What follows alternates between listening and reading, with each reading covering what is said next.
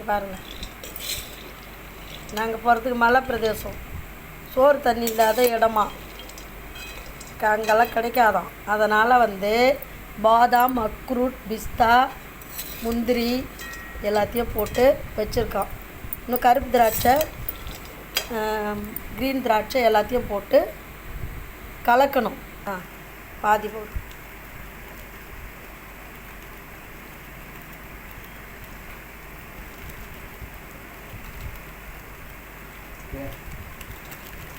போதும். கடவுள் இப்போ தான் ஆன் ஆகுது.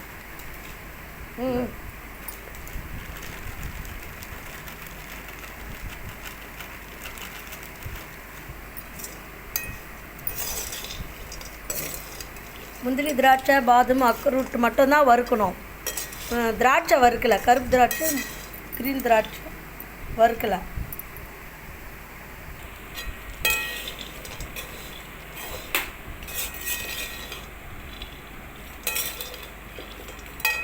இது வந்து அவுளும் நாட்டு சர்க்கரையும் போட்டு எடுத்துகிட்டு வர சொல்லிக்கிறாங்க. சீக்கிரம் போட்டுப்பாங்க. இது வந்து அவுள் வந்து நம்மளால் சாப்பிட முடியல, மெல்டு சாப்பிட ஒரு லேட் ஆகும். அதனால் வந்து பொடி பண்ணிட்டோம் மிக்சியில். இப்போ வந்து இதையும் இதில் எடுத்து கொட்டி எல்லாத்தையும் கொட்டி ஒன்றா கலந்து கொஞ்சம் லைட்டாக நெய் விட்டு உருண்டை பிடிச்சி வச்சிடணும். அவுள் பொடியும் நாட்டு சர்க்கரையும் எல்லாத்தையும் ஒன்றா கொட்டி கலந்துட்டு வேணுன்னா நெய் விட்டு கெட்டியாக பிடிச்சிக்கலாம். இல்லை அப்படியே நமக்கு சாப்பிட்ணுன்னா அப்படியே கொஞ்சம் கொஞ்சம் கொட்டி கொட்டி சாப்பிட்டு வாயில் போட்டு கொஞ்சம் கொஞ்சமாக சாப்பிட்டுக்கலாம்.